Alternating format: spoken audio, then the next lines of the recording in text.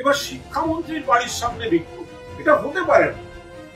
শিক্ষামন্ত্রীর বাড়ির সামনে বিক্ষোভের তীব্র বিরোধিতা করছে। কেন শিক্ষামন্ত্রীর বাড়ির সামনে বিক্ষোভ হবে?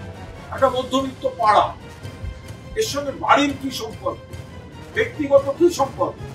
শিক্ষামন্ত্রী ওখানে, তাদের তো সামাজিক সুরক্ষা, চাকরির সুরক্ষার ব্যবস্থা তিনি করছেন মমতা বন্দ্যোপাধ্যায় মাননীয় মুখ্যমন্ত্রীর নির্দেশে। যেখানে শিক্ষামন্ত্রী এই জটগুলোকে খোলার জন্য, এটার জন্য তো প্রাপ্ত বসু দায়ী ছিলেন, তাহলে তার বাড়ির সামনে গিয়ে এই অশান্তিটা করার মানে? এই চাকরি খাওয়ার রাজনীতিটা তো সিপিএম এর লয়াররা করবে, বিরোধী লয়াররা করবে। বিজেপির এক সাংসদ আনন্দ করছে চাকরি চলে গেছে, আর মমতা ব্যানার্জি তিনি চাইছেন এদের আবার আইনিভাবে এদের সুরক্ষাটা দিতে। কারণ বাড়ির সামনে গিয়ে ব্যক্তিগত ভাবে এটা তো হতে পারে না। তাহলে যে যারা মানে তাহলে বিষয়টা কি দাঁড়াবে, যারা চাকরি খাওয়ার রাজনীতি করেছে তাদের বাড়ির সামনেই আর